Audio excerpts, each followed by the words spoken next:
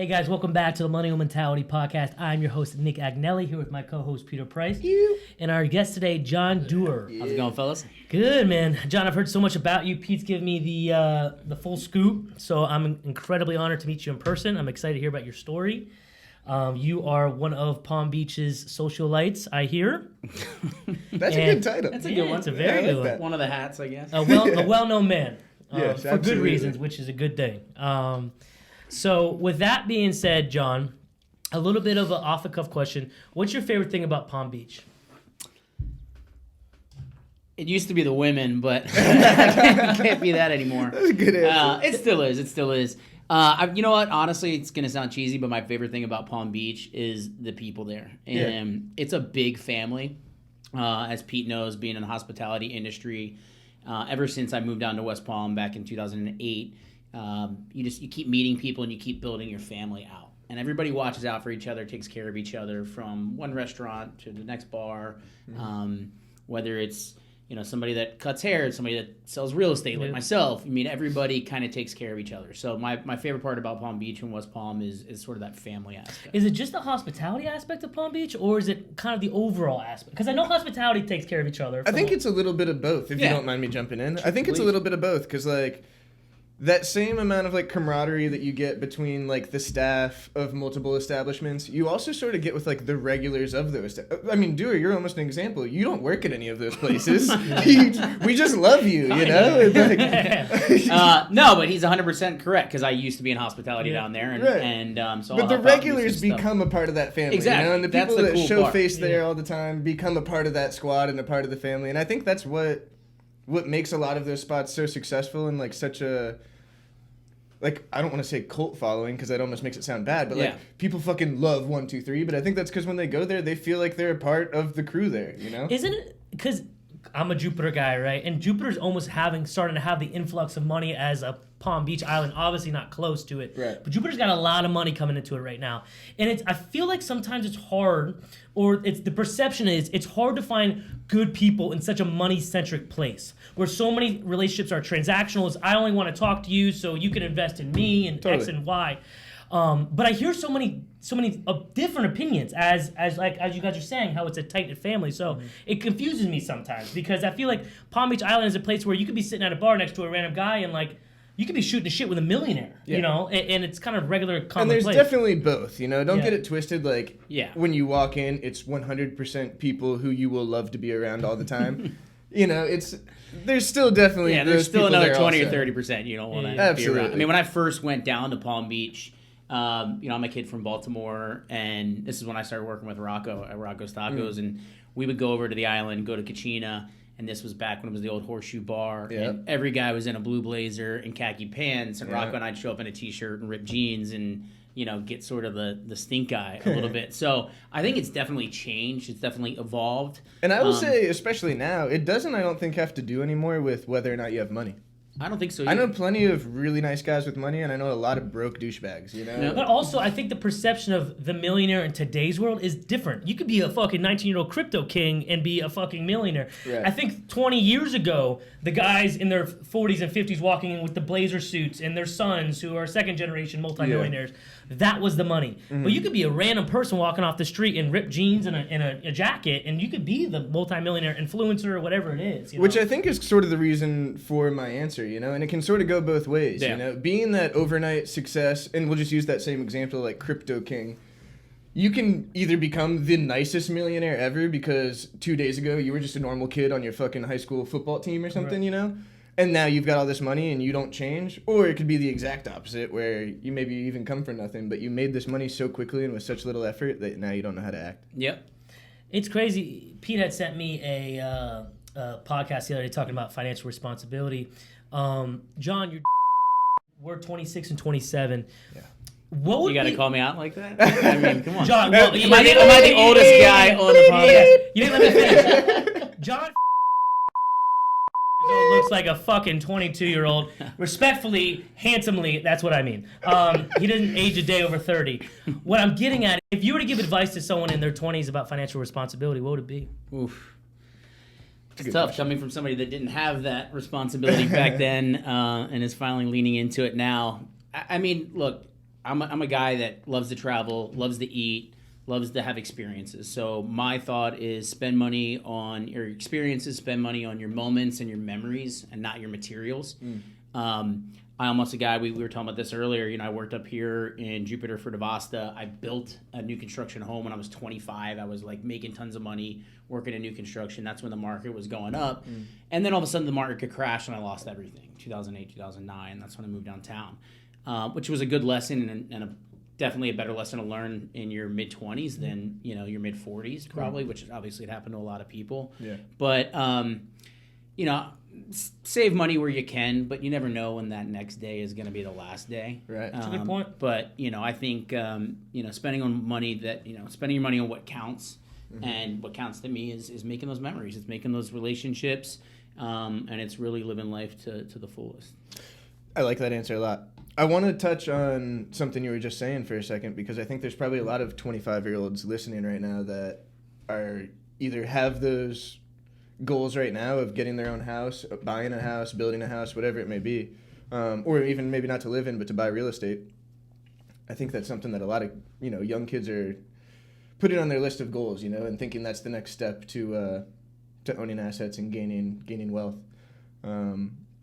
So what were the steps that you took at that time in your life to get you in a position at 25 years old to be building a home and buying a home? And you know, now it's obviously many years later. Do you think those steps are still the same, or what do you think the best route is for kids to be taking? Yeah, I mean, back then, you know, I was working 6-7 days a week, selling homes, packing my lunches, you know, not going out, you know, really saving like one night a month to like, you know, go cut loose downtown or something. Let's say that again for the people in the back. Yeah. Pack your lunch, dog. Come on, man. Yeah, I mean, look, I grew up with my dad packing my lunch with tuna fish sandwiches and carrot sticks, and kids would have, you know, potato chips and Jello, and I'd try to trade, and nobody wants to trade with carrot sticks. But you know, so my dad grew up in the Great Depression. You're trading what? Jello for carrot sticks? No, they wouldn't trade me. You know, I was the loser that had the carrots. I don't blame them. But you know, my dad grew up in the Great Depression. My dad's 88 years old, so like we were always told to be humble. We never had flashy things, you know, growing up. You know, we were always told to give back, and that was, if you had enough for yourself, then you were giving back to somebody else. I think, you know, kids now, it's again, stop spending money on materialistic things like tennis shoes and clothes. Right. I mean, dude, I shop at H&M and Zara half the time because, you know, it's inexpensive. It still looks good. You know, you get a few pieces that you need. Or you could shop at PeteCosto.com and get some of that new Millennial Mentality merch. Plug! Dick slinger, bitch. Sorry, sorry, what were you saying, dude? No, I like the plug. Shameless plug. Shameless plug. I should have brought my shirts in here. Thank you again for those. Dude. Can't wait to rock those. But yeah, save money where you can. You know, you don't have to eat out every single night of the week. You don't have to. I think that's go such to a lunch. powerful It's point. Huge. That's I mean, powerful money, one. like going out to eat these days is ridiculously expensive. Yep. You know, and it's an easy like habit to fall into, I think. Yeah. You know, it's way too easy to get. I mean, I'm guilty of it myself. That's why I'm saying it. Like ordering breakfast in the morning because you don't feel like getting up and cooking. You know, I do that shit all the fucking time.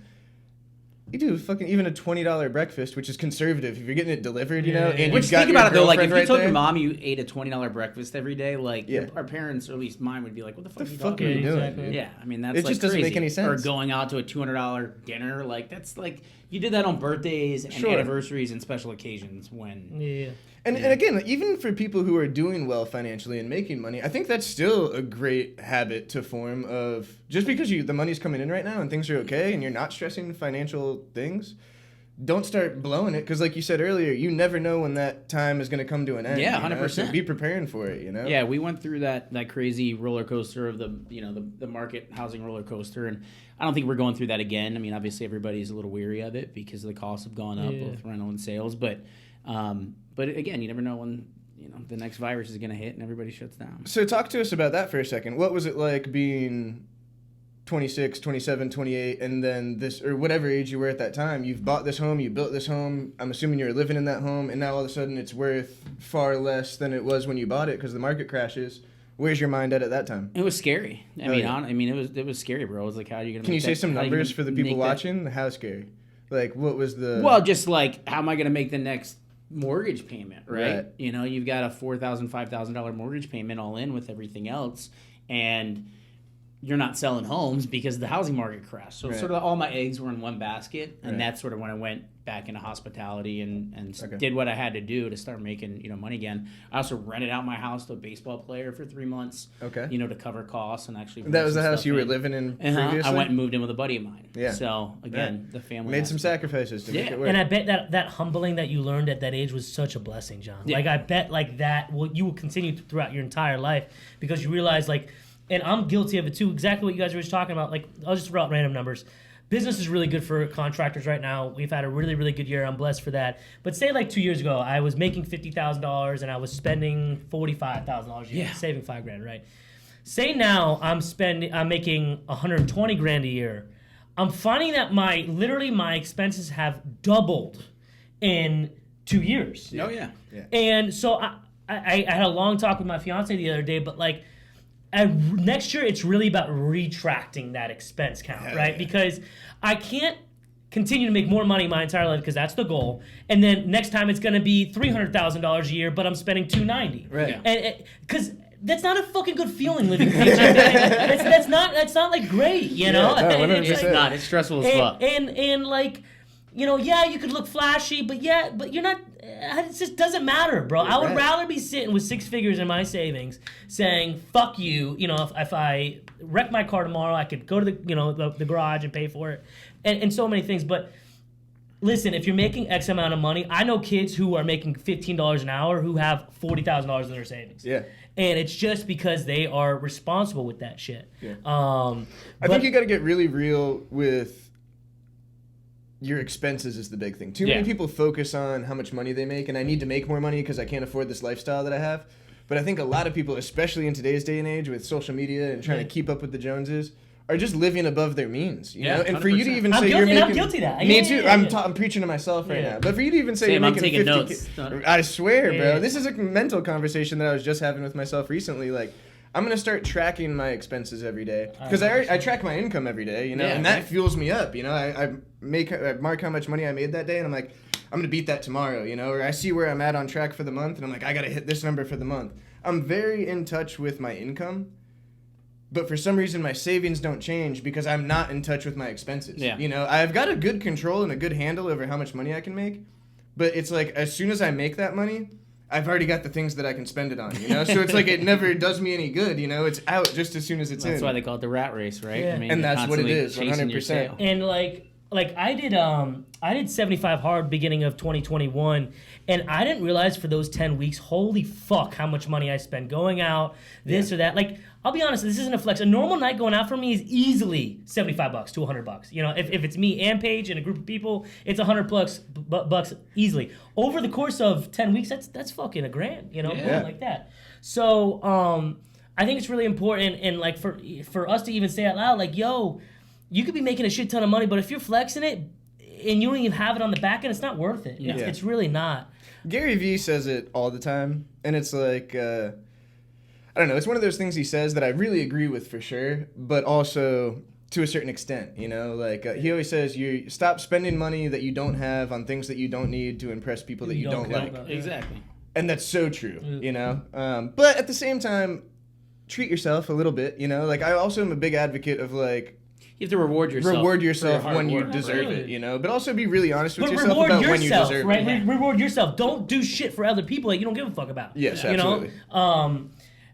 Two on a little bit of a letter note, 2 things that made me think was we've all worked in hospitality. I worked in a shitty sports bar for a few years, but you guys have as well. Have you ever seen anyone pack their lunch and work a night shift at a hospitality place? Yeah, totally. Really? That's a thing? Paige. Yeah, for sure. A lot of like your all fitness these girls people, into fitness and stuff. You'll see them packing with the meal prep thing. And Ideal Nutrition. When that came on the block, all the girls bartending were coming in with an ideal meal. Really? Yeah. Because at the sports bar, it was like you'd wait till you got hungry and then you'd fucking order something from food. the kitchen. Yeah. That also happens just as much. Yeah. It's like a 50-50. I mean, obviously, you got to do one or the other. Yeah. Good ratios there, man. In the beginning of the podcast, you said Palm Beach women. Can you describe a Palm Beach woman to me, John? Oof, they're the ideal or the typical? Yeah, the typical. They're all different now. Yeah. It's certainly evolved, which honestly kind of goes back to what we were talking about how the whole town sort of evolved and everything else. Because now you're getting transplants and implants, no pun intended, that are coming from other states and other cities, right? So, we're maybe back in the day. Oh, I thought you meant literally at first. No, I mean, I'm not reading. We don't need to talk about transplants. But probably back before you'd have like your Lily Pulitzer, like blonde hair, stereotypical, Palm Beacher kind Lily of. Pulitzer was a good one right there. Uh-huh. That was accurate. So where your girls out there looking for money, but honestly, I think it's the town has evolved so much that there's such a diverse group of people now from literally all walks of life. Yeah. Be it all ages, income levels, different parts, different mentalities. That our cities become much more diverse and different than it's ever been. Which, I mean, I don't know if you're saying that's a good thing or a bad thing, I think but it's I'd a great prefer thing. it that way. Yeah, I think it's a fantastic thing. Me too. Not like a more like a 1, 2, 3 like you ran for a while. Do you have not regulars, but people you knew of, girls and or men, right, that came in that you knew were searching for someone to be with for money? Like obviously, like you call them gold diggers, whatever you'd like, but is that I guess so. Like, is this obviously something we talk about? Like, people. I think at the end of the day, everybody's trying to level up, right? Exactly. It's not like you're going out looking for like somebody that's like it's a not loser. like there are people coming in saying it. Yeah. No one announces it like, oh yeah, wait till you see this guy that comes in, he's paying for all my shit. Like no one really. Although you might hear that once in a while. Too. I guess so, but I guess really, there's no way of knowing it. We definitely see it and judge it. Yeah, you see a beautiful young girl coming with a dude that looks like he's on his last leg. You make your own assumptions, you know. But do you see that quite a bit? Yeah. Sure, Yeah. I think you're gonna see that in any town. But you'll see that everywhere. Exactly. I think Palm Beach is I'm happy. And I'm not happy. I wish I would have dipped my toes a little bit more into it. Obviously, you got back here at such a young age when you started working at 1, 2, 3 that you really got immersed in it. But that whole community, it seems like it's such a tight knit family, as you were saying, and everyone does know everyone or know of someone. Well, when I was managing Kachina, I was living on the island right above Kachina. So I was like literally a part of the community. Yeah. And like Publix was the Publix on the island that I'd go to. And that Publix has a fucking valet, and at any given moment, there's like a Rolls Royce, a Ferrari, and any exotic car that you've probably never seen before in your life is at this Publix. And there's a fucking valet guy. Yeah. Like, does your Publix have a valet? I doubt it. Wait, their Publix has a valet? Yeah, I just said it 3 Shut times. the fuck up. It's a valet guy, yeah. No way. Yeah. And there's no real public sign, if you've ever noticed that. No, because right. the whole, Where's the Publix there? Exactly. Wow.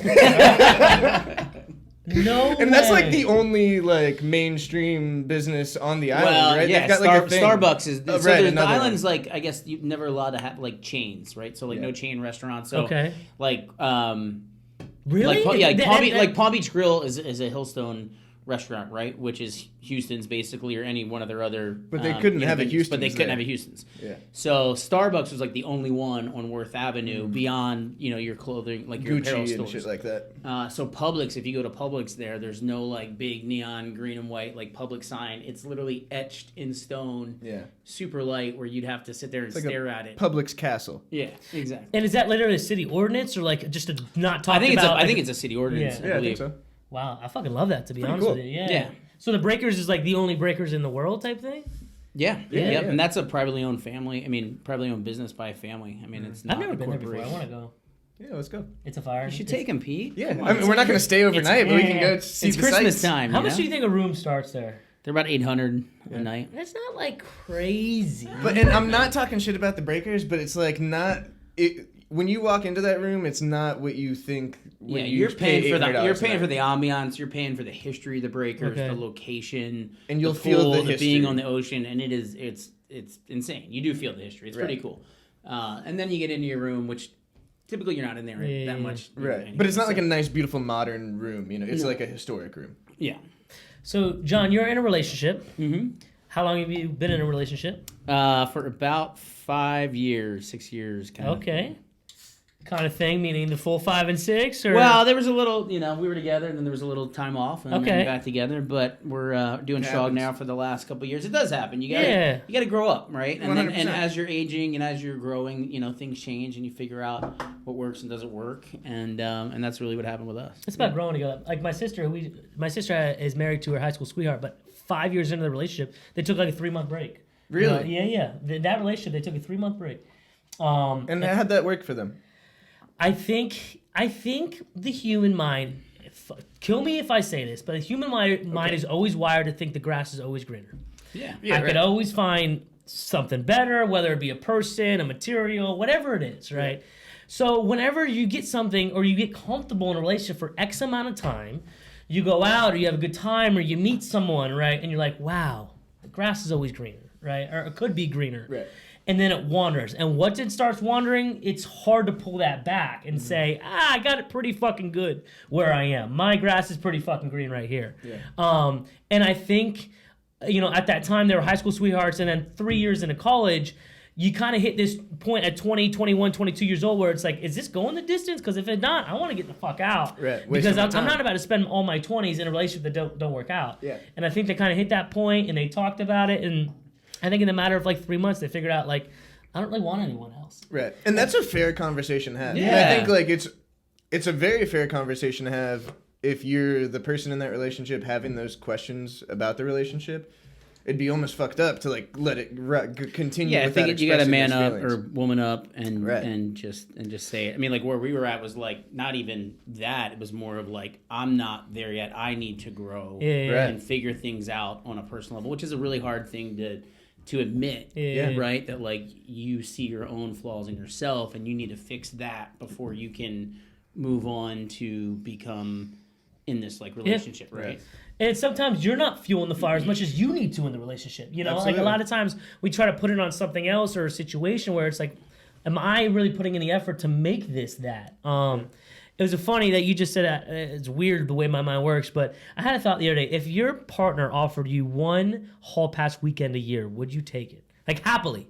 Like said, go to Vegas, enjoy yourself. I don't care what you do, what happens. When you come back, you're mine. No, because that's bullshit. Yeah, I don't believe it. The only way that it could happen is if there was no. We'll see then. Repercussions. No. But I'm not saying that. John, here's what I'm saying. We're all in relationships, serious relationships, right? Yeah. They're all gonna watch this. All of our women are gonna watch this. Yeah. If Paige looked at me happily and said, "Hey, I want you to go out there and have a fun time," but she doesn't mean it. She can say it happily, but and then like for that particular, if it's like a talked about weekend, then that's all that's being thought about. I don't know. John's swinging. John's saying he's going. I don't think he's swinging, dude. No, not like swinging, like swinging. I knew what you meant. Yeah. I don't think he's changing his mind. No, you're not. I don't know. I don't believe it. No, I don't. Well, here's the other thing, because then it puts that doubt in that person's mind or your partner's mind that like at the end of the day, like fuck, you don't like want that. It's like it just builds more stress on you and like more anxiety and just. That's just, it's not worth it anymore. Are they cheating on me? Do they want me to go out there? Because In an actual relationship where the two people should be together for the rest of their life, I don't see that scenario actually existing and making sense. There was a cool movie I saw. It was like, I think it was called like 9 to 5 or something like that. It was this like French girl and this dude's in London and meets an older woman like at a museum, and like her deal with her husband is from like 9 to 5 p.m. during the week. It's their single personal free time. Wow. Interesting. And there's no questions asked, blah, blah, blah, blah. And they can go out and do what they want, flirt, and take it however far they want. And then at night, like, you're back. But it was an agreed upon thing between. Sure. And again, I think it was a French couple or European, which Europeans are a little looser than that's right. than us. But yeah, that always like kind of blew my mind because it's like shit. Because here's my take on it, right? It was just I asked the most off the wall questions, and Paige and I talk about all these crazy scenarios. But you guys had this conversation? Not the hall pass one, but we've. I was gonna say, should we get her? No. I'll take this to my grave too. I think every guy in this world, if his woman, we're on a podcast. What do you mean you can take this to your grave? Okay, that is literally video and audio. That didn't make sense. I'm fucking riding with this. If any dude in this world, if woman genuinely or person genuinely gave them a hall pass, they might dabble in their toes. I dabble the toes in the water. I'm just saying, right? I don't know. No, I mean, I think every guy would be lying if he didn't say the idea intrigues him. Yes. But back to my main point, I'll take this to my grave. I just don't believe that it's genuine, you know? So and the it's also repercussions are probably scarier than like I would rather say, yeah. nah, I'm okay. Because, again, it's going to put those thoughts in my head of, like, why is she okay with this? What's she doing that makes her okay with this? You know, I'd rather just... Well, I guess that's the other question. Did they get a free hall pass, too? Yeah, right. I No guess I should thanks. put that in.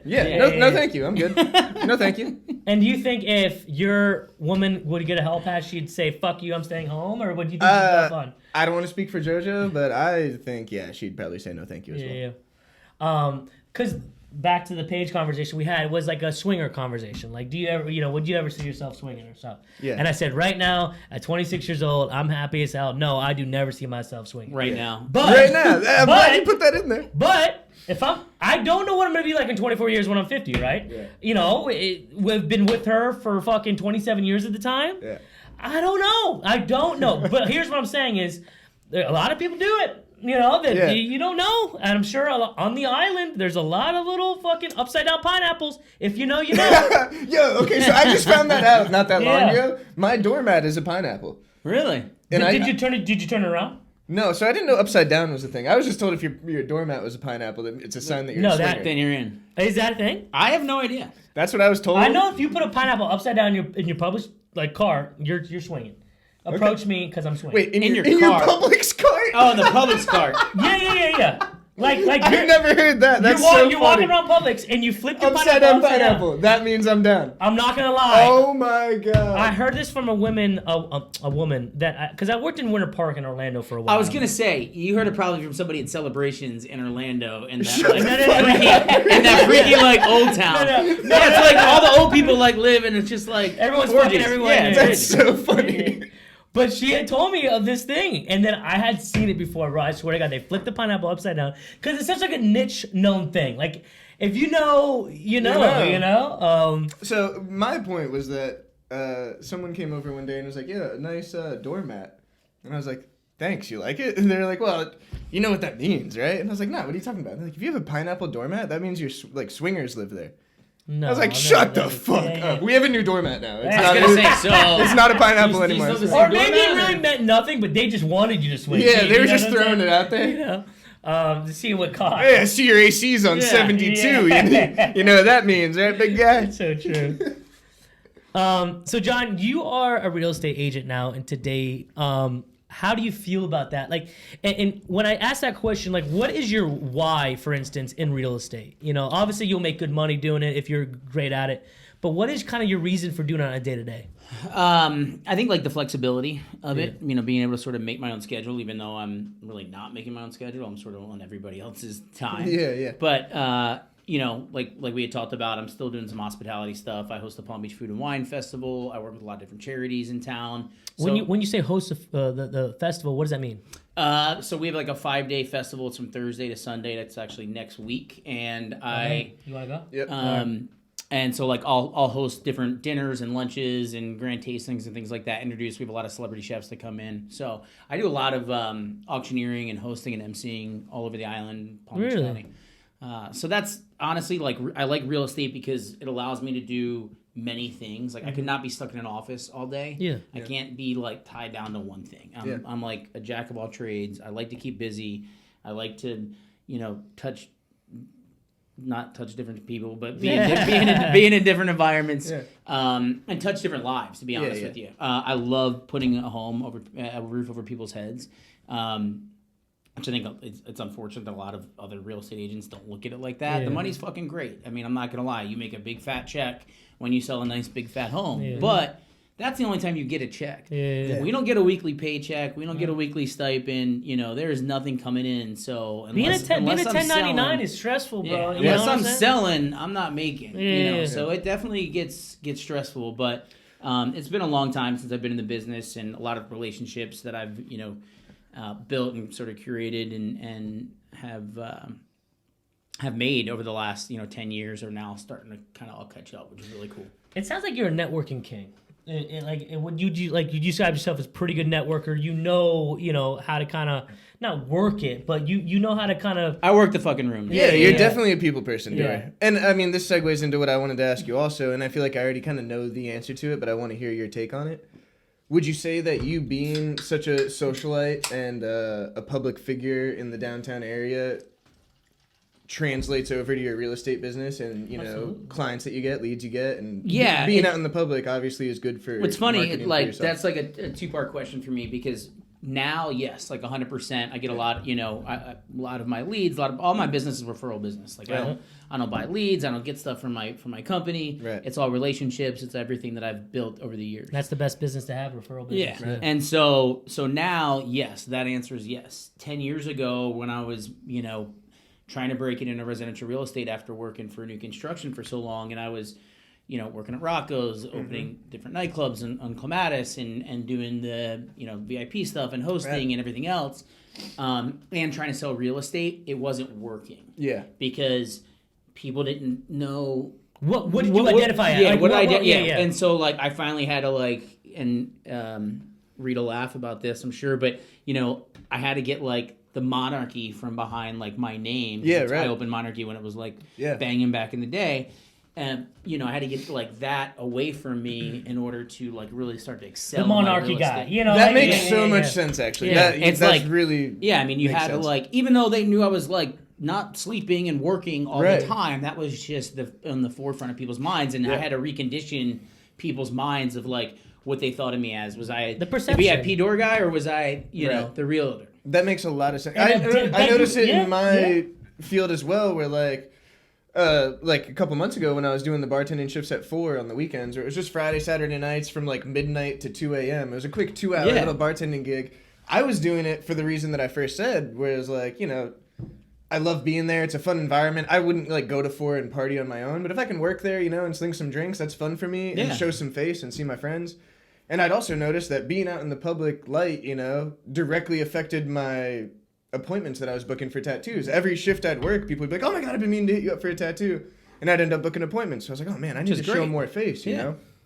But I also had the same amount of people like coming up to me going, "Oh, like what are you doing here? I thought you were doing tattoos now," you know. And it almost was like discrediting me yeah. as a tattoo artist because they're like, "Oh, he must be hurting like because he's That's here it. bartending," That's you know. it. Like, Which is honestly a fucking shame because it should be like, damn, It's this hustling. mother- he's this grinding. motherfucker's out here Yeah. I hustling. tattooed today before I came to the It's 12 to bartending 2, shift, you and know? which is like I'm all for that. And honestly, like that's why I loved it because I love to work. Like Right. you know, I host like different weddings and charity events and shit like that from 6 to 12 like at night after I put in a full day of work. Right. You know, and It's not that Duerr's desperate. It's that it's not Duerr's that I need grinding. the money. It's not that it's. I mean, it's good money, but it's not that I need it. Sure. But like, I like to be around people. I'm not a homebody, Right. so I might as well. I'm either going to be out spending money or I'm going to be out making money, and I'd rather be out Exactly. making money. Yep. And I do see both sides of the coin there. Like I do see the perception of grinding. Like there's an ale house that just opened here. That's where I worked for 2 years before, and I was like, I told Paige, I said,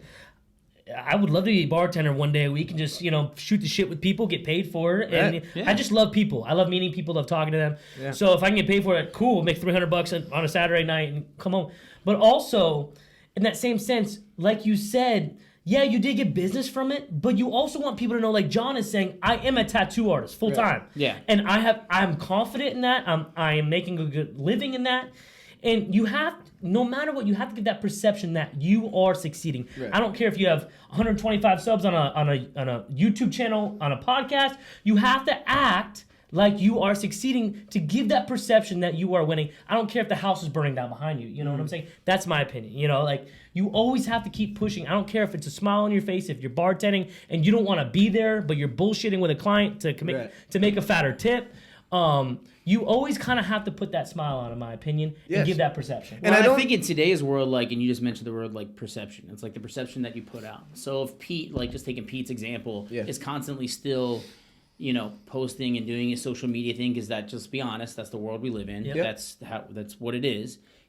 Constantly focusing on that, then that's what, for the most part, people are going to focus on for Pete. It's Yes. not him, throwing up, tags that he's at 4 on a Friday and Saturday night. He's Right. in, he's out. Who cares if one guy that's probably drunk isn't going to remember the next day Right. if he's there or not. So, my advice would be like, fucking keep grinding, make those couple $100, see your friends, and have fun. Right. And don't worry about that one guy's perception of you, because honestly, your worldly perception is probably a lot Yes. better than that. I agree with both of you because I feel Yeah. like you both took a little bit of a different angle but making the same point. I think you were correct in the sense like perception matters and is definitely a real thing that people take into consideration. But also, they don't know what your end goal is. You know, they don't see your vision. They don't know your vision. You know your vision. And if this is a part of that, you know, then I think that's okay. You can't worry about, like, I want to almost separate the word perception and, like, judgment, you know? Yeah. It's okay if people are perceiving what you're doing as not what you actually meant, but don't worry about them judging you for it, you know? If they think, like, Pete must not be that good of a tattoo artist if he's here fucking bartending, you know? I don't really give a fuck if they think that, you know? Because, like, I know I'm going to do good tattoos, and everyone that comes in is going to get a good tattoo. I don't care if this girl thinks that I must not be doing good because I'm bartending, you know? I know why I'm here bartending, and it's a marketing thing, you know? Yeah, of course. And this is working towards my end goal. And I think it's important to know the difference between, like, how are people going to perceive this, and am I worried about people judging me? Because I don't give a fuck if someone judges me. So that, like, it comes back full circle to, like, the whole Palm Beach thing, what I said when I first moved down there. Like, it was, you were always kind of worried, and you were here back in that day, and, like, about, like, the perception of people. And I think that's one thing that I always sort of, like, everybody's going to, you can't lie. You're always going to wonder what people think about you, and you're always going to be somewhat, like, concerned. But, like, I took the approach of, like, honestly not changing who I was or caring too much and about what they thought of me, and I was just me. And I was a new kid on the block, like, breaking into town, and it took a while, but because I stayed me and stayed true to who I was, I think it finally kind of broke the mold, like, for myself. And because that's the only sustainable way to do it. Yeah. You can only put on a facade for so long, you know? Exactly. And it's funny, you talk about like what the end goal is. Like, I might not have the same, I wouldn't have the same friends, the same relationships, the same opportunities now if I didn't put that time in with Rocco and on Clematis and at Monarchy and hosting these events and doing these things, because I wouldn't have been in that hospitality business back then and have known these guys this long since then. It was building character and relationships. And building relationships. So it did lay the groundwork, honestly, for, like, who I am and what I am in West Palm. Exactly. Same thing for me. You know, 1,000%. I'm in a completely different industry that has nothing to do with hospitality anymore, but I wouldn't be able to do what I'm doing without my background in hospitality. I think your business is hospitality. Yeah, absolutely. Yeah. I'm trying to make it real estate, to me, is hospitality. Anytime that you are servicing, like, directly servicing, like, another person, whether it's to serve a drink, buy them a house, it should be considered hospitality. It's hospitality, and if you're not treating it like that, you're not doing it correctly. Exactly. Because it's not about you; it's about making the client and the customer happy. But I think that's every fucking job, and that's what people don't understand. That's what he's saying. I don't care if you're a bagger at Publix or first off, you never know who you're talking to. I was always told this when I played sports growing up. Someone's always watching. Someone's always fucking watching, listening. You know, someone's always involved. So, you know, impress. Be a good person. Impress. Work hard. Right. Because that's what I'm saying. The pull between perception is so hard because on one hand, you don't want it to tear you down and pull you back. But on the other hand, it fucking matters. It matters what you are in the real world in the energy you put out. The last thing I'll say on is, I feel like there's a gray area between grinding, like working 2 jobs, working 3 jobs, whatever, and all eggs in one basket. You know what I'm saying? Like, there's a gray area there because, so say Pete, you know, he's got an art studio, he's got a tattoo studio, he's still working at 4, which this is you basically 6 months ago, right? You were doing everything. Or all eggs in one basket saying, I am making this happen, right? Because I feel like when you dip your toes in too much water over here, you can spread yourself thin. Spread yourself thin, and you're not going to make the tattoo thing happen because all the eggs are in that basket. Yeah.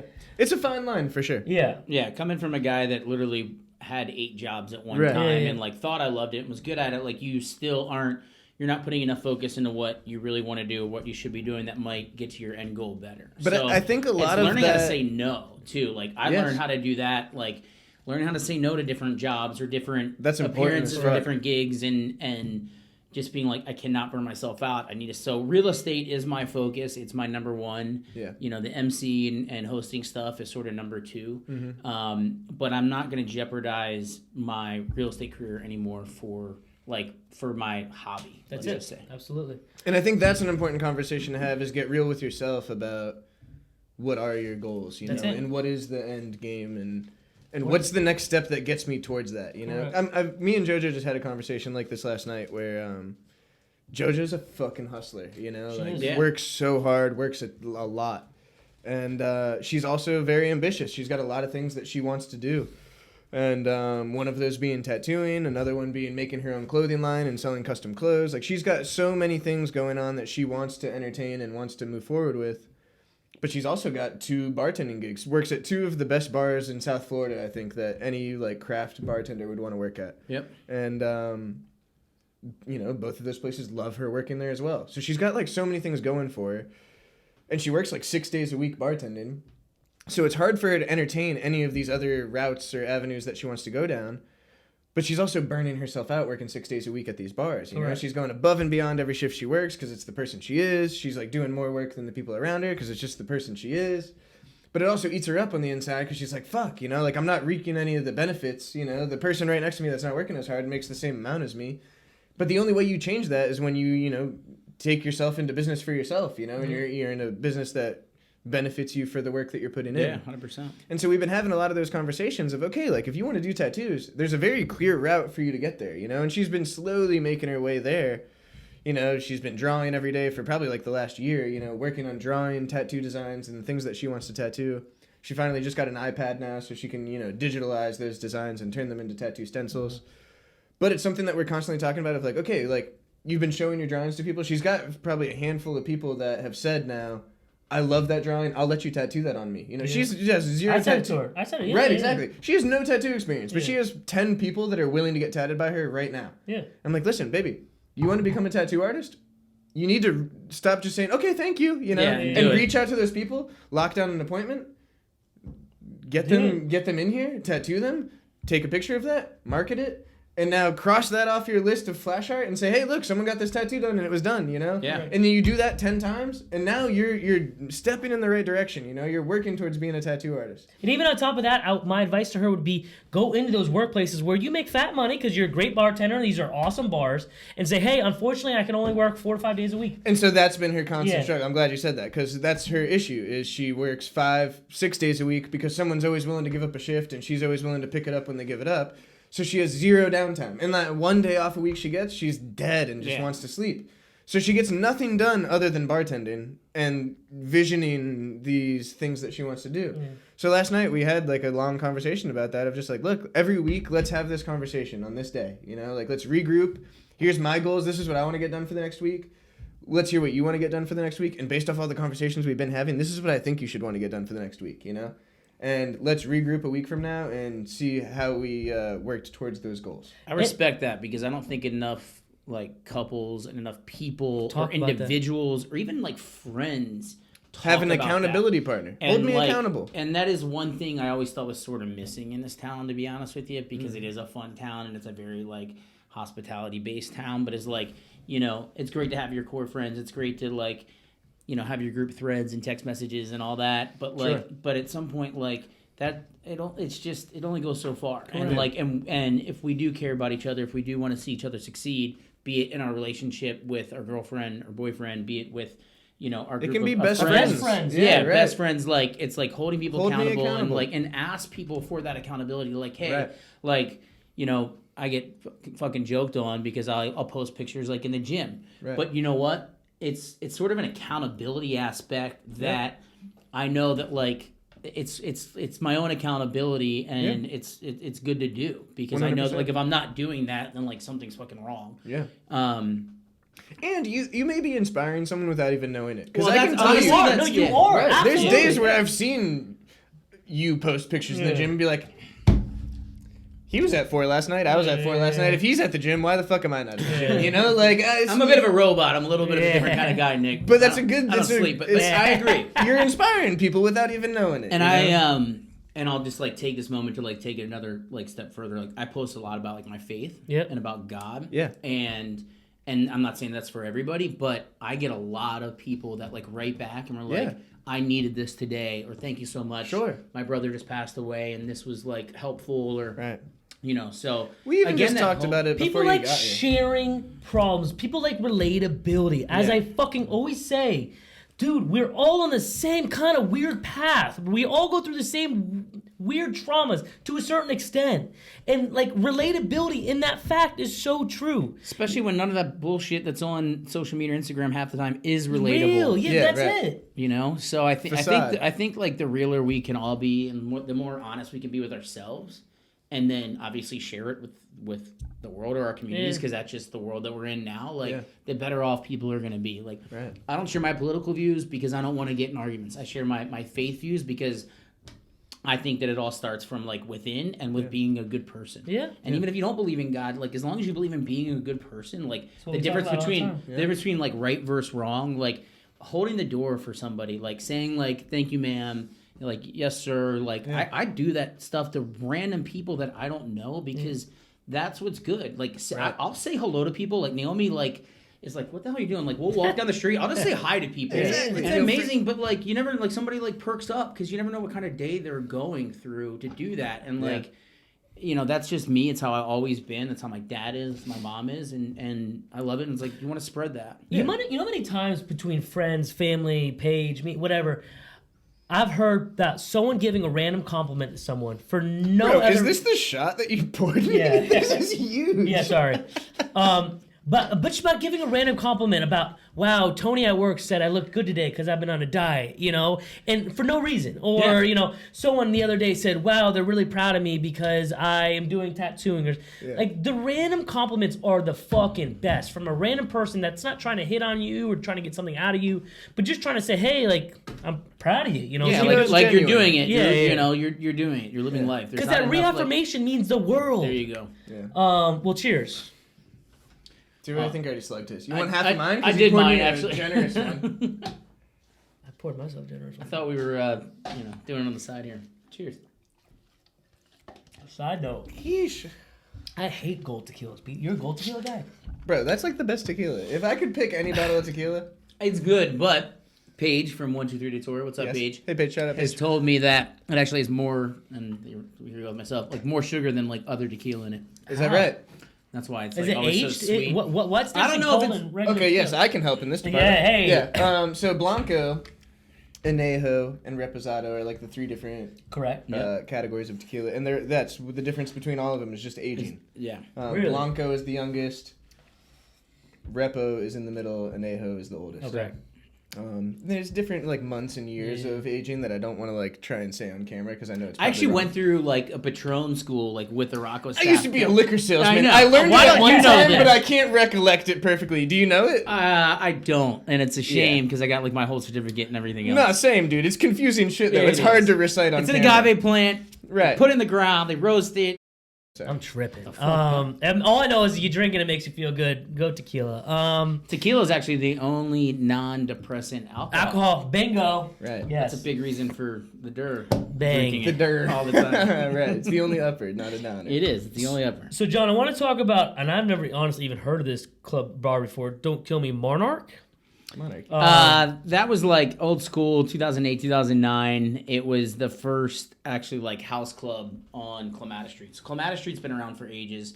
And this was upstairs to, at that point, was just Dr. Feelgood's, which is now Pawn Shop. So Clematis Street always goes through its different, turnovers and bars and nightclubs. And back then, it used to be Monkey Club, which I never went to because that's a lot older than me. Turned into Dr. Feelgood's. And which was really cool. Dr. Feelgood's. I would just go there. They had a for the fucking name. snake that like came down over the dance floor that like blew smoke out. It was pretty. What? Badass. Yeah. Motley Crue like came for the opening or whatever because like Vince Neil like had like a piece in it. What year was that? Like 08, 09, like around there. That's kind of a big. It was cool. That's it was really huge. Cool. And then Monarchy. We were in 8th Monarchy grade. was upstairs. I know he sounds like my girlfriend. He's 26. So I bring stuff up and We're she's the same age as your "What are you girlfriend." talking about?" How old was I back then? Yeah. But it was the only like house nightclub like in West Palm Beach. Yeah. So, a lot of great DJ. Oscar G just played Sunset Sessions at 4. Like we had him back in Monarchy like back in the day. So wow, that's fucking sick. a lot of like a lot of Deep Fun House, and it was like different, and that we actually brought like a lot of the Palm Beach crowd, which typically like back then there wasn't like this relationship between West Palm and Palm Beach. Like if you lived on Palm Beach or you were a Palm Beacher, even if you lived in West Palm, but you had like you would go to Palm Beach and stay on Palm Beach, or you would be in West Palm, and so like Monarchy sort of started blending the crowds, which was pretty cool. we were selling like, you know, tables for like $5,000 a piece, which was like crazy Nuts. for Yeah. back Really? then. That's insane. You know, we were like had sort of like the Miami like sort of mentality. I worked in clubs in Miami, and that's where I started working here. I got hired by Cleve and another buddy, Paul Brown. So it was great. Had a good 2-year run, and then that was it. I had to pull out and try to really focus on my real estate career. What was your favorite thing about selling tables, and what was your least favorite thing about being VIP selling tables? There's nothing that's not fun about that job. Yeah. There's What? Give me the honestly. No, I'm saying.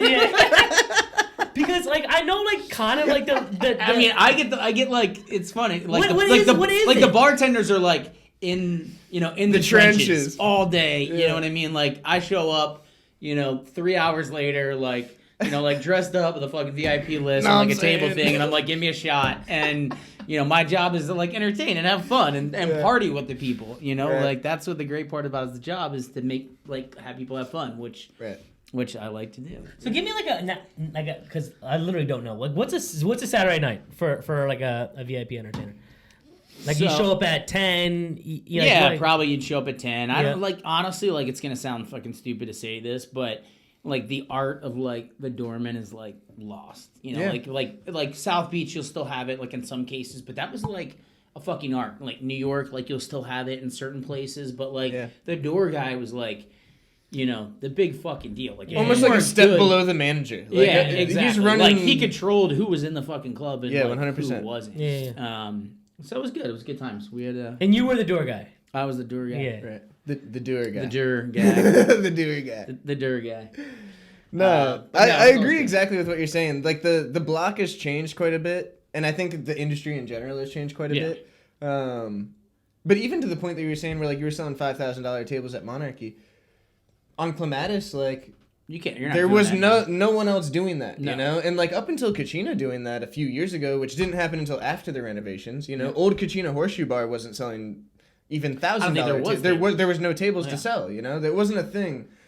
And bottle service on Clematis really wasn't much of a thing either, So to be kind of ahead of that curve, I think says a lot also.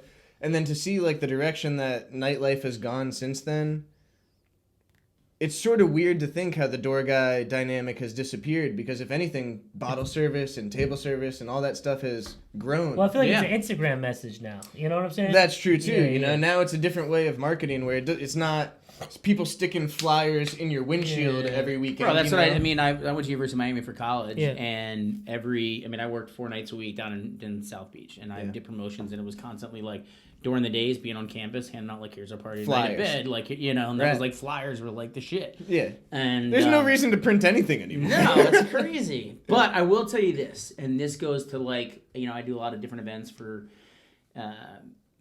nightclubs, bars, charities mostly now, and like there's nothing better than that human touch or that human connection. So like at one point, like the Facebook events were kind of like would work. Yeah. And then that fell off. Like Instagram stuff, you can post something, but then that's not really. There is nothing that will ever replace to me. I know a guy. This human connection of like either handing somebody a flyer, sending somebody a personal text, or picking up the phone and be like, "Yo, I need you to be at this party tonight. I need the support." Whatever else it is. And unfortunately, like we continue to lose that day after day and year after year in this society. Well, I've experienced that like today. I feel like with we've got this event coming up on December 4th. Shameless plug again. December 4th. Come to our event This at is Fort coming Palm out Beach. after that. So it's already have happened. It was a great fucking event. We hope you guys were there. before that. But anyway, December 4th, we've got this event coming up, and we've been posting the flyer that was created by Four, which is a great flyer. But at the same time, we post it, and it's not like people are responding going, I'll be there, I'll be there, I'll be there, like, we're just posting it and throwing it out in the universe. Yeah. Today, finally, we were like, hey, we better make sure we got, like, a solid squad coming to this shit. So we started reaching out to people individually and asking for confirmations, And that's what you have to do. And like at the end, Right. like people still want, even though it might not seem like it, even though like our society's going in a completely different direction with this fucking metaverse, which I don't even want to get into. Yeah. Like people still want that touch, and when you Right. give it to them because they don't ever get it, it's like that more special. So Sure. like when I'm raising money for like fundraising or different events or charities like around town, like directly calling somebody or sending them a personal text about like what I'm doing Yeah. versus like inviting them to an event or sending them a generic flyer or whatever else is just, it's so much more powerful. 100%. And you can see it firsthand. If you have a group text like with all your friends, right, and you have that few friends that never respond or anything, if you text them separately, they'll respond. They respond right away. They respond right away. So you see that instantly because people like that. This is to you, you know, like this is to anyone else. This is for you exactly. Well, because there's like, again, it goes back to that accountability, right? Yeah. You're like asking somebody to like be somewhere and you're making them accountable now, as opposed to just like sending this group message out where there's I can slide into the radar. Yeah, there's no accountability. Yeah, it's true. Good point, Duerr. Now, John, are you coming on Saturday? I will be there Saturday, and you know why? Because I got a personal text from my man Pete. Yeah, that's right.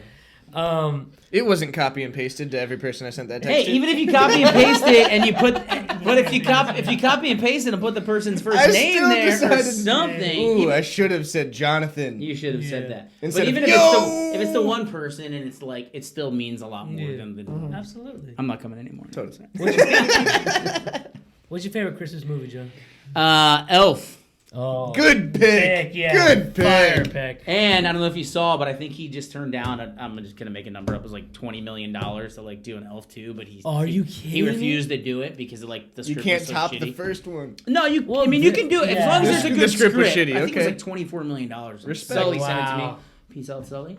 Shout out Sully, dude. That's a good guy right there. The best, dude. So if you have a friend coming in from Montana, right, and they hit you up and they say, John, I want one good bar to go to and one good restaurant to go to in this area, what's the restaurant and what's the bar you're plugging?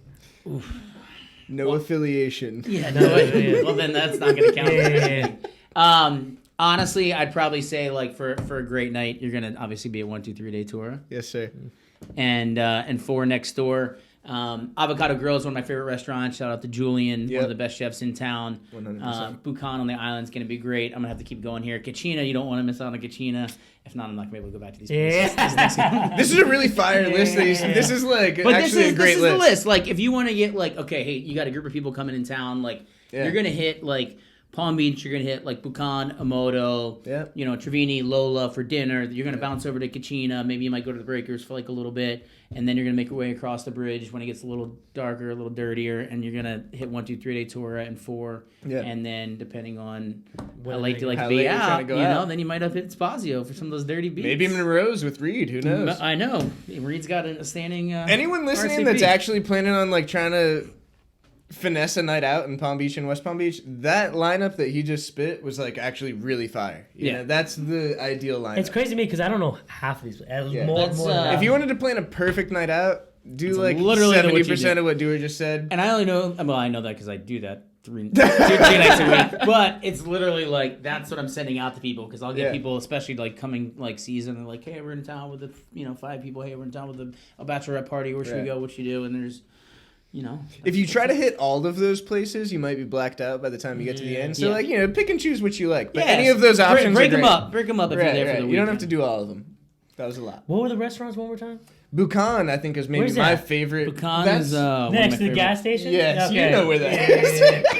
Yeah. Bucan's maybe my favorite restaurant ever, I want to say. Really? I was going to say on Palm Beach Island, but like it's not like there's one What's in the West vibe? Palm Beach. Italian? What is it? It's a mixed menu, like, and they change it seasonally. They sort of broke the mold in Palm Beach, I think about 10 years ago. Yeah. With Clay Connolly, and like they just came out, and they were done with the white tablecloth. They had the same white tablecloth service, meaning like, top-notch service, top-notch food, drinks. Capital Grill type vibe? Yeah, exactly. Yeah. But without like the pretentiousness of it, Yeah, or without the stuffiness of it, because Yeah. Palm Beach again was always sort of very stuffy and Yeah, quiet, yeah. and this is like loud and boisterous. And Adam would DJ there on Friday nights. Shout out Adam Lipson. Shout out Adam Lipson. And our New Year's Eve party at the Ben.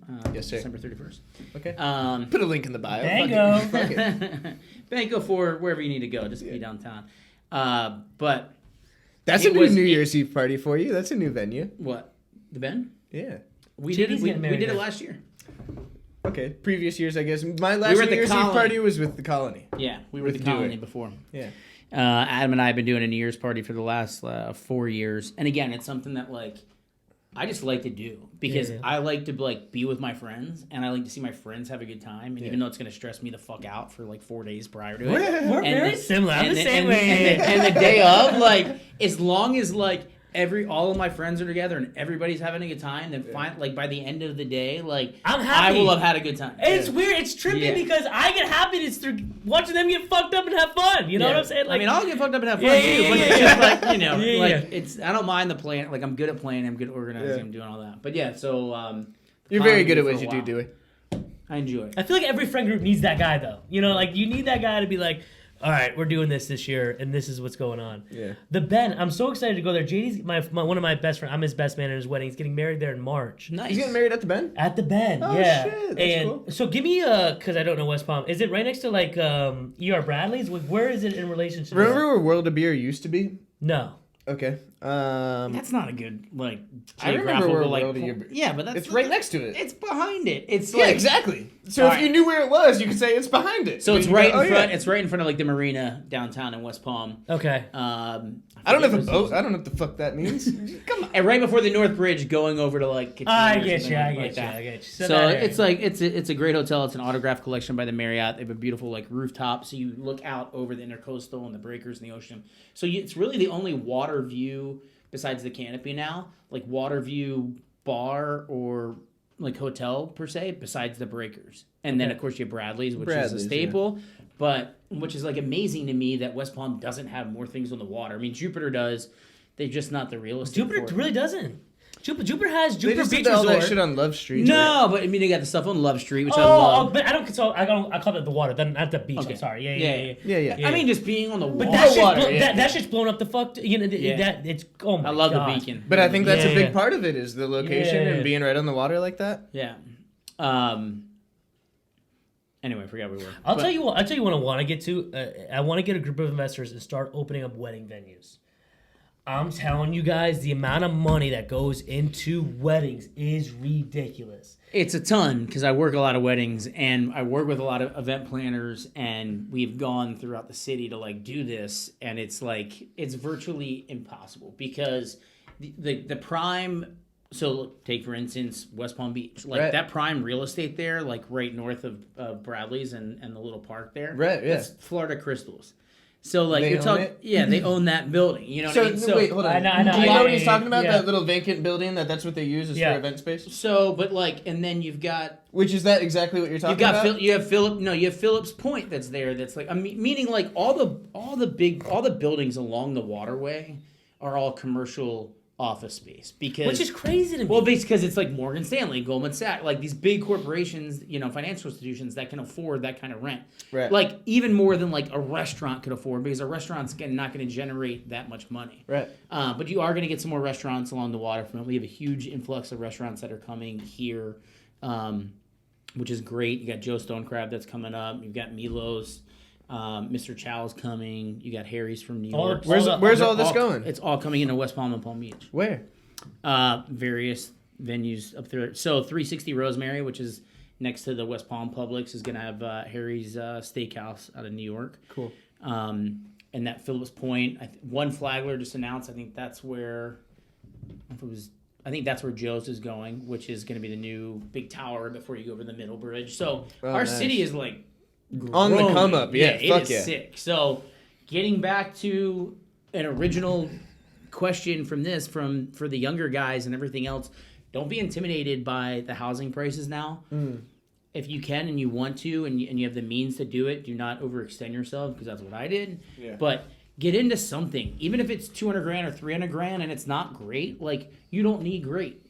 You're building equity and you're obtaining an asset and then slowly renovate it and then get Nick to come and do Bango. it for you. Hey, but good like, shit. get in, it doesn't have to be the best house or the best condo or whatever else. It's a fucking place. Location. And the way that this city is going, it ain't stopping. It ain't stopping. You can't find rentals right now for people downtown. I looked for a guy this morning under $4,000. There was 3 places in all of downtown. What? Holy fuck, dude. For one? Everything else is rented out. For just in general. Yeah. Wow. That's crazy. So let me ask you something, and this might be like the question that you were just answering, but just put in simpler terms. For a person right now, like shopping for a place, to buy a home, to buy a condo, to buy an apartment, whatever it is, because the market is so high right now, you're not saying it's not the time to buy? I'm not saying it's not the time to buy at all because interest rates are so low. So you might look at it like a little bit more expensive down payment but your monthly payment is almost the same as when it was when interest rates were at high 3s, 4%. It balances itself. Do you understand that teeter-totter? Because it took me a while to understand it. I didn't until someone put it like that. Because when people don't understand this. When the housing prices are low because business is slow and the interest rates are high, it's a teeter-totter. Yeah. So it evens out. If the housing prices are high but the interest rates are at fucking 2.3% or some crazy shit like that, it evens out. So people don't understand that, because I always thought, wow, you're buying so high. But if your interest rate is low... And that's the conversation that's happening today. And you're locked into that interest rate for hopefully 15 to 30 years. Yeah. But that's the conversation that people are having right now is going, why are you buying right now? The market's so high. Or I can't sell right now because there's nowhere for me to go. Well, actually, no. You take the equity that you've built over the last few years, like if you're in a different age bracket, let's just say, and you move up. Because you can now move up into a different category of home, into a larger home, and that's untaxable income as well. You gotta get out of that tax roll. And so, now is not a bad time to buy a house just because the market is high, right? Correct. No, but it's hard because for us people, our age bracket is a perfect example. Right. 26 to 30 years old. That's who we're speaking to right 26 to 30 years old. Dude, to fork up for a fucking $500,000, $600,000, $800,000 house is a fucking heavy dick load to put down on a house. Right. So tell me the justification. But you don't have to necessarily have to go to that 5 or 6 or 700,000. Look a little bit. Where you find it? Look a little bit. Because I would love for you to tell me in this area from I would say Jupiter to West Palm Beach, being as north. Where are you finding on the east side of 95 a house under $500,000? There you go, right there. You just said it. Yeah. Why do you have to be just on the east side of 95? You can be in the villages down in West Palm Beach where you're still only 12 minutes from downtown and be, in a $300,000 and a $400,000 home. So which is pretty much me right now. Start breaking that mindset of where you have to be, because I'm going to tell you what, there's no more land. There's no more inventory. Yeah, so only thing that's going to happen is north and south and west. So that's why Northwood has blown up over the last year, because things are moving there. Yeah. That's why you've got these huge communities that are getting built further out west. So you might as well get ahead of the curve if that's where you're at and that's your price point. Don't be mad about it. If your price point is a $200,000 condo, grab it up, because it's probably what you're going to be paying in rent. Yeah, that was well said, Duerr. I really like that. This is just to play devil's avocados. Please do it. Because I work with my dad, who, as I told Pete over the last 4 years, has made me think. Because I am the guy that says, "Oh, you see that guy? Go buy it. Go do it." I'm the quick buyer, right? Yeah, let's hear it. Right. He's the guy who puts cash under his mattress. Fuck everyone. I'm gonna take 10 weeks to make my choice. Okay.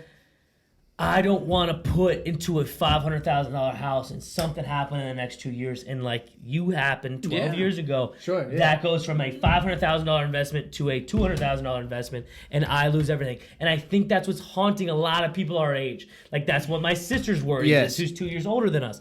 And I feel because we were children of that recession. Right? So then you know what? That's what's haunting me right now. Yeah. So then you know what? You take some of that money, you take half of that money, and you go invest it into something else. You go invest it into some sort of other real estate fund, or you go invest cryptocurrency? Not crypto. I don't know about crypto, so I won't speak on crypto. But I'll be honest. I put my money now into other startups, other adventurous things that at least I know that I'm building some homes out in Colorado right now where the market's great, where I'm not having to put $100,000 down and then have a monthly mortgage.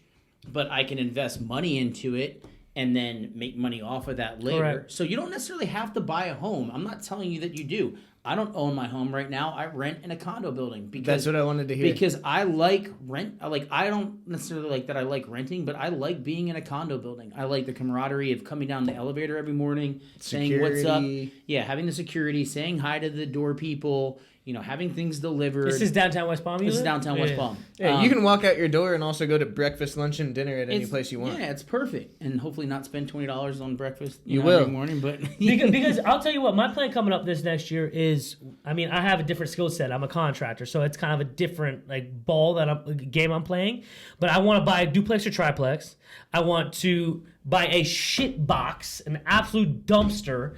I want to renovate it. I want to live in one and rent the other two out. Yeah. Sick. In 2 years, I want to fucking... I'll take one. Yeah. I want to rent... I was going to say, at least you can choose your neighbors. Well, that's it. And then I want to rent the third out. I want to take that passive income and I want to put it into another property. Yep. I want to do that. And because at this point, I'm playing the long-term game. I don't want the $500,000 or $800,000 house now. I kind of want the...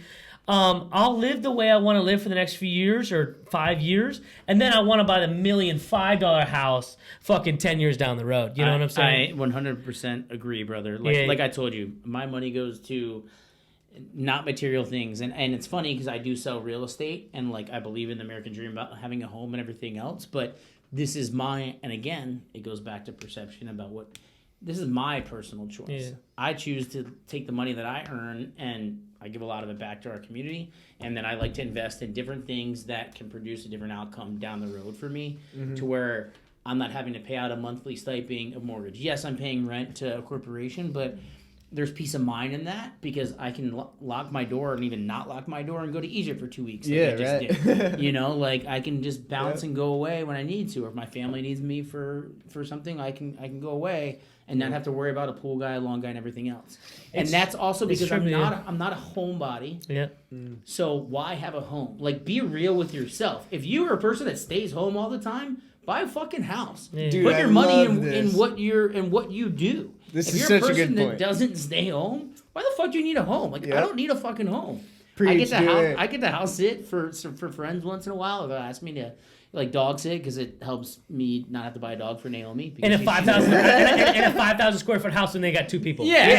And I'm like, this is great for 4 days, but get me the fuck out back to my condo that I walk in and out of and 8 times a day and don't have to worry about shit. But that's me.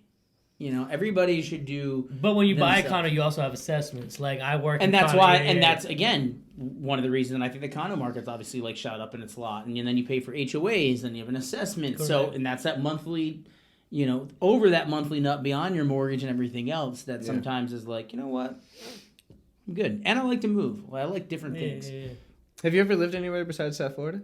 I'm originally from Baltimore, Maryland. I moved down when I was 18 to University of Miami. Lived on campus and then had a bunch of houses there. How was that? That's a whole different podcast. What's the song that we used to play at 1, 2, 3 for the Miami games? Oh, the We Dem Boys. We Dem Boys. Yeah. I'll put it in the background right now. Yeah, put it in the back.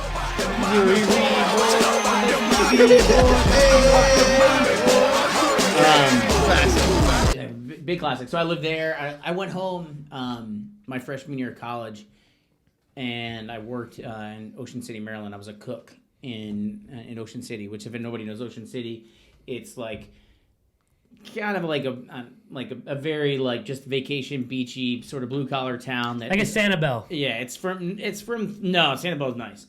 It's from June to August. A bunch of Europeans come in, they run the town, and it's where everybody flushes to during the summer to cut loose for a few weeks. And you were a cook? It's all college. I was a cook because what were you whipping up? Everything, dog.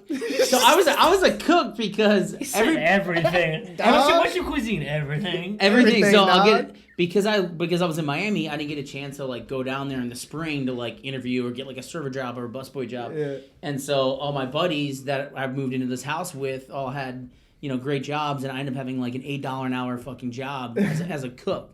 But I'm well, I've got to take it. Yeah. So I started off at salads, then moved up to sandwiches, then went to the broiler, then went to the oven, and then went to the grill. And by the end of the summer, I was running the line. Chef Duerr. and we were doing 550 to 700 dinners a night. I mean, it was intense as fuck. Yeah, that's a lot. I'm 19 years old.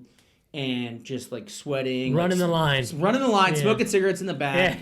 Sick. Okay, you were full kitchen. I was full kitchen staff, and then and here comes that hustle aspect. I would the manager loved me. I was the youngest kid working there, and And I'm like, I need to make more money. Like, this is not going to pay my rent for the summer. So then I started getting, like, host jobs. Then I started getting, like, busboy. Like, I was picking up shifts wherever I could. Yep. And then, like, I just remember, like, every time I would get home, like, my buddies would, like, be done working. I'd be, like, be partying at the house. And I'm like, don't fucking talk to me.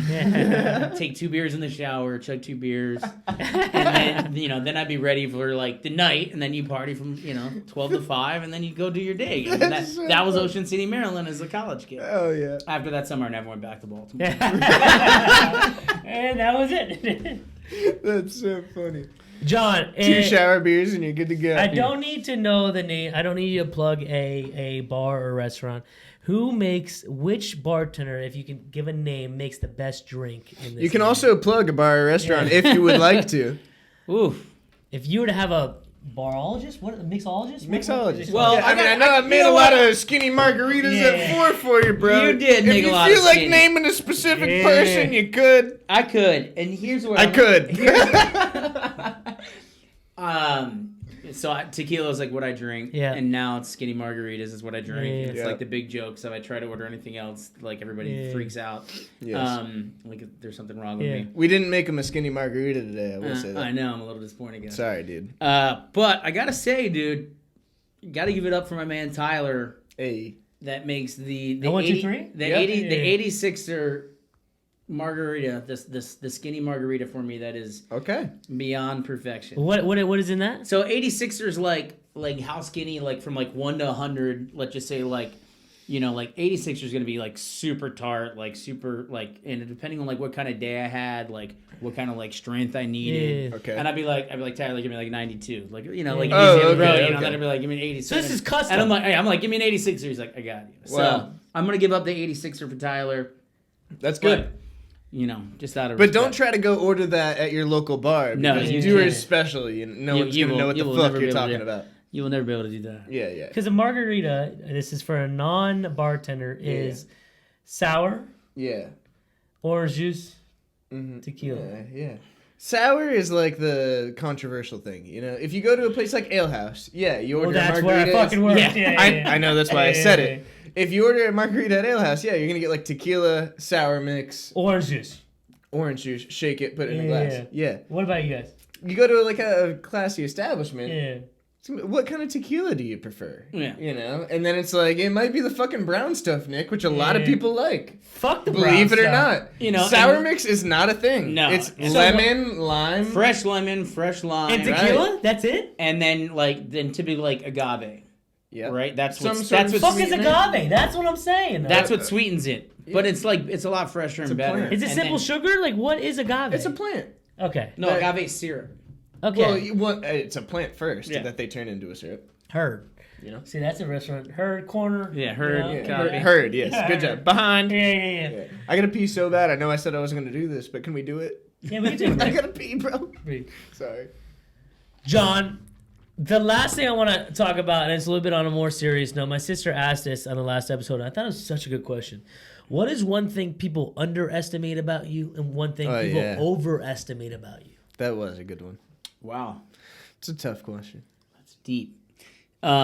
Underestimate about me? Yeah. Yep. And over. I guess my resilience, but at the same time, I don't think that they do. And like again, Let's talk about underestimating. You're talking about underestimating. What does And, that mean, resilience? Just to keep pushing through and persevering after heartache, after loss, after ups, after downs, and keep going. But I say that, and look, guys, I'm 39 years old, right? And I came to like a peace. You're hot for 30. I'll And give you I that. came to like a peace and resilience with myself like I a got few it. years ago that I finally like what people probably better what people don't know about me is I had so many insecurities, even like moving downtown, even like being the guy in the scene, even like doing great, even having fun and being the guy that people go to. Like, that doesn't mean you don't have insecurities. And I probably had the most out of a lot of people because I was like, what's it for? Or just wasn't there with myself. In what manner? Socially? So, physically? like socially, but it was things that I dealt with on my own, and so I don't think it's what people underestimate about me, because I don't think people underestimate me that much. Yeah. And I say that because I fucking earned the right Your to actions- say I that. know actions exactly are what you back mean. Yeah. That's perfect. And you know, but I finally like got to like a place, and I'll say this to like your viewers that are in a different age bracket probably sometimes, is just be true to yourself. Like be real. And if you're fucking sad, like tell people you're sad and let them get you through it. If you're happy, be happy, but like don't ride the wave and the highs and the lows. Like ride like in the middle. Yeah. And I went through such a hard time that nobody knew about. I mean, a lot of my closer friends do now and so forth. And Sure. But When was this? probably between 28 and like 33, Okay. 34, 35.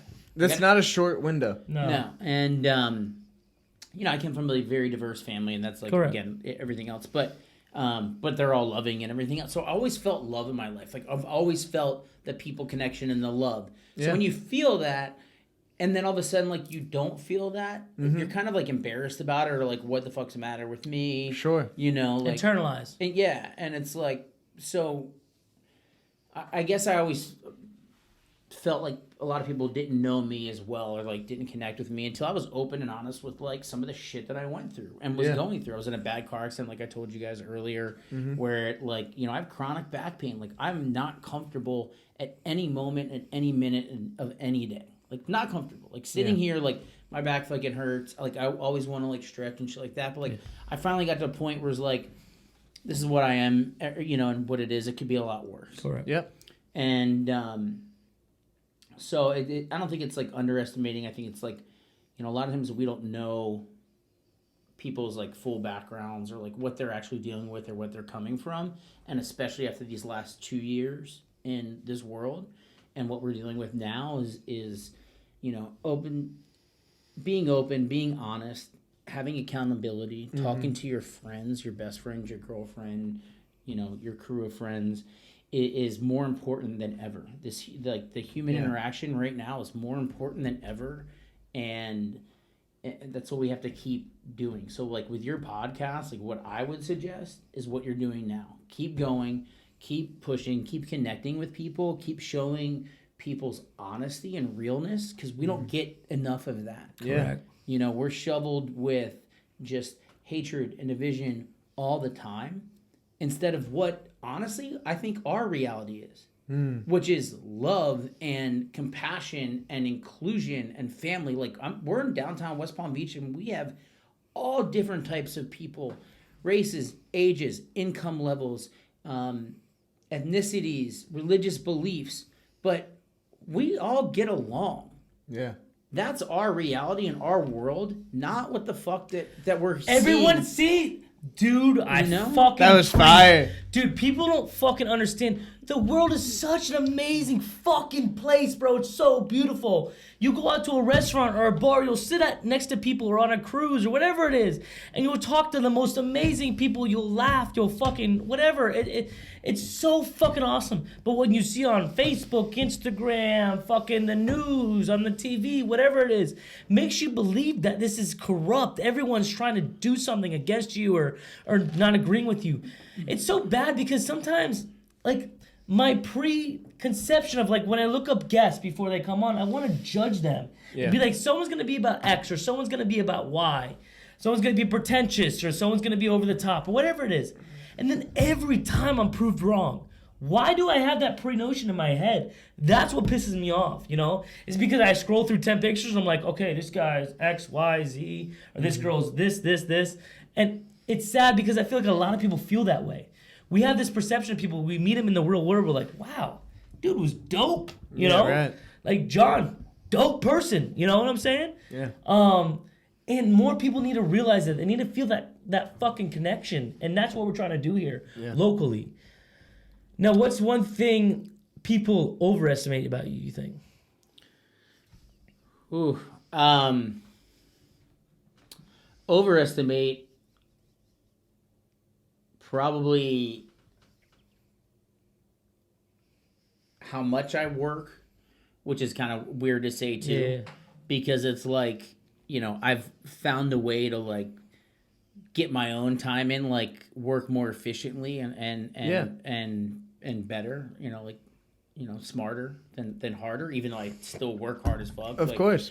You know, you'll ask Pete, like, I'm the last guy in the bar half the time, but I'm the first guy up in the morning and at the gym and like doing everything else. 100%. Like, you're able to like, after this many years and figuring it all out, because I've done this for so fucking long, I've been the same person again for the last 20 years. You know, you're able to figure out how to do it and how to work it. That balance.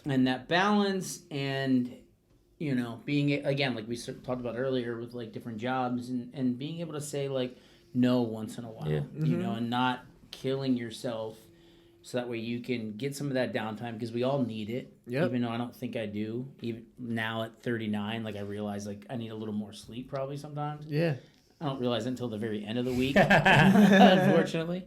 But you know, that's what it is to me. How'd you meet your girl? We met at Avocado Grill, actually. Shout out Julie. I've never been to Avocado Grill. Is it fire? It's great. Let's go soon. She was bartending there, and I walked in, and Julian's like one of my best friends. Avocado Grill is fantastic. He's a chef. He's a sick DJ. Him and Adam. He DJs and chefs? Yeah. What? Yeah. Pretty good. And like Little German and Leo, like this was like my crew, like when I first got into West Palm. So, but everyone's super successful now. walked in Avocado Grill like one day. This is how she tells it. I won't tell it how I tell it. Okay. So I'll show. What was your move? Come on. How you doing? Apparently I walked in Avocado Grill and it was like 11 o'clock in the morning. Yeah.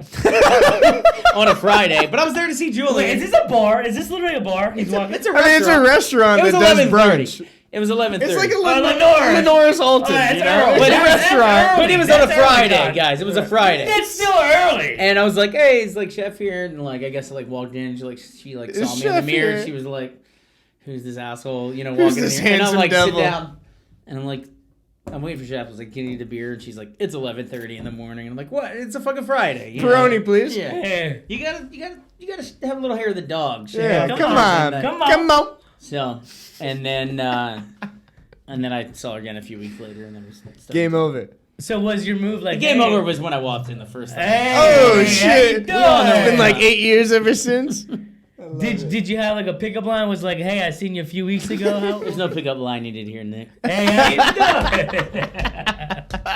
I love that, man. Dude, I love you, man. Well, John. You're my dog. Love you guys too. Dude, thank you for coming on. Thank you for having me. I'm so happy everyone's got to see like Jon, not behind the scenes, but who the fuck Jon or the Duerr is.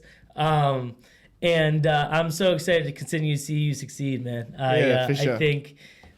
I just love fucking good people winning. I just love watching that. Why not? And I know you're one of those good people. I feel like the feeling's mutual, fellas. Thank you so much, brother. man. Appreciate you guys. If you guys want to buy a house, if you want to talk about buying a house, if you want to look into someone who's buying a house, if you want anything to do with fucking buying a house, hit up Jon. Yeah. Or if you want something to do with buying a t-shirt, we also know a person for that. Picasso.com. We just dropped a whole new launch of podcast merch. Are you slinging dick? Because I'm a dick slinger. He's a dick slinger. He's an upper deck. I've got two of my shirts back there. That's right. And even if you don't want to buy or sell a house, like you want to talk to somebody about any of that real estate stuff, like I'm here to help you to help out. And just like these guys are to help out about what they do and about contracting and like you don't have, and that's the other thing is like you don't have to.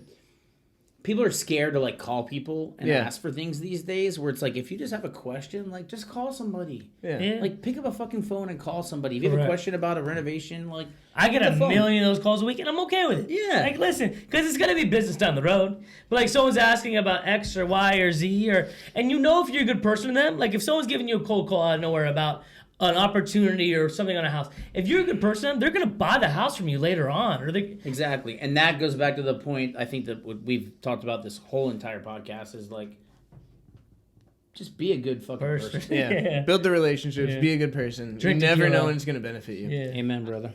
Jon, you are the Duerr on Instagram. The Duerr. The Duerr, guys. Seriously, If you have any questions about anything to do with real estate, please hit up The Duerr on Instagram. We will tag all his stuff in here. Thank you guys for watching, listening, viewing, and subscribing. We still have the merch on our website if you guys want to buy and support. It means the world to us. We will see you guys next week. This is Jon Duerr. Peace. Cry with me, yeah. Pour juice inside a soda, turn it over, watch it sing. Yeah. Sometimes it might be purple, sometimes it might be that pink. Probably roll that purple diesel, that shit Cuban like my links. But I really like that Cali, cause that shit don't make me trip. Rather flip a boat, but nigga, I still serve a zip. I remember being broken, I was down bad on my dick. And she used to call me Ollie, now lil' shawty let me hit. Wait, well maybe it's just Bully, got a nigga confident. Remember all them dreams that I had when I was legit. They're like, yeah, I love the streets, but I'm still gon' go legit. Cause you know I need that German with that brand new fucking tip. Fell in love with them foreigns, watching a nigga Euro step. Got me feeling like I'm Harden, cause I'm plugged in with the rep. Like if you touch me wrong, you might get hit with this tech. Let them birds fly like a nigga causing rest. And I swear they broke my heart when I seen them. But that shit, it made me strong, now I'm right back on my best. Like bitches, leave me alone, why I get linked on this tech. Like little bitches, leave me alone, unless you gonna try that neck. Like little bitches, leave me alone, unless you talking about a check. Pour juice inside a soda, turn it over, watch it sing. Yeah, sometimes it might be purple, sometimes it might be that pink. Probably roll that purple diesel, that shit Cuban like my links. But I really like that Cali, cause that shit don't make me trip. Pour juice inside a soda, turn it over, watch it sing. Yeah, sometimes it might be purple, sometimes it might be that pink. Probably roll that purple diesel, that shit Cuban like my links. But I really like that Cali, cause that shit don't make me trip. Yeah.